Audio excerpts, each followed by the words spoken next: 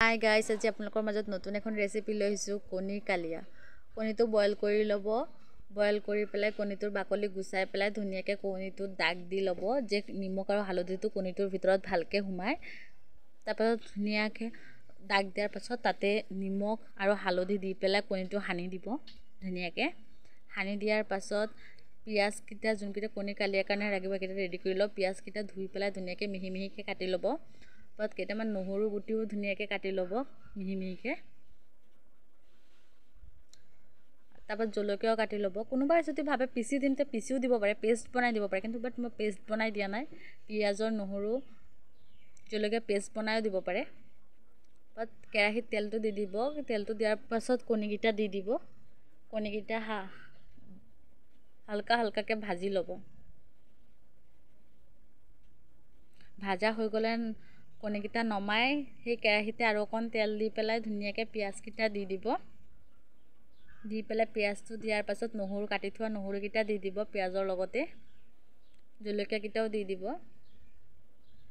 দি পেলাই অলপ লৰাই দিব। লৰাই দি পেলাই 1 চামুচ জিৰা গুড়ি দি দিব। পৰিমাণ মতে নিমখ দি দিব। আপোনালোকৰ যিমানখিনি পৰিমাণ আৰু নিমখ খায় সেই পৰিমাণ মতে দি দিব। হালধি গুড়ি দি দিব। দি পেলাই লৰাই দিব।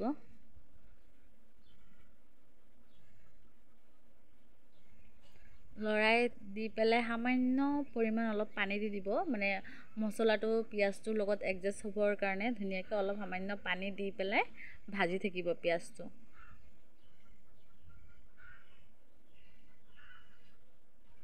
ধুনীয়াকৈ যেতিয়া ভাজা হ'ব, পানী নাইকিয়া হৈ যাব, ভাজা হৈ যাব যেতিয়া, তেতিয়া আপুনি আপোনাৰ মতে যিমানখিনি মানে জোল দিব। পানীটো ধৰক ডাঙৰ হ'লে 1 গ্লাছ হ'লে ধৰক 1 গ্লাছ দি দিলে। মই 1 গ্লাছেই দিছোঁ পানী।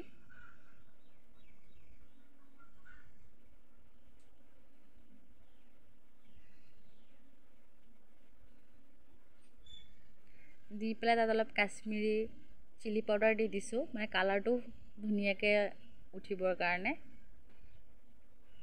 দি পেলাই ঢাকি দিলোঁ। তাত ঢাকনটো আঁতৰাই পেলাই আৰু অলপ আকৌ লৰাই দিলোঁ। চাইছে উতলটো কি ধুনীয়া আহিছে। তাত কণীকেইটা যেতিয়া পানীটো অলপ শুকাই আহিব তেতিয়া কণীকেইটা দি দিম।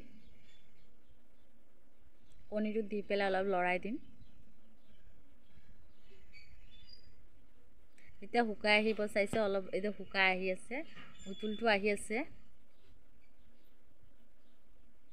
ডাঙৰ উতলৰ পৰা চাইছে অলপ সৰু সৰু উতল আহি গ'ল। যিমান টাইম ৰাখিব তৰকাৰীটোত তিমান মানে টেষ্ট বাঢ়িব। তৰকাৰীটো এতিয়া ফাইনেল লুক চাব পাৰিব।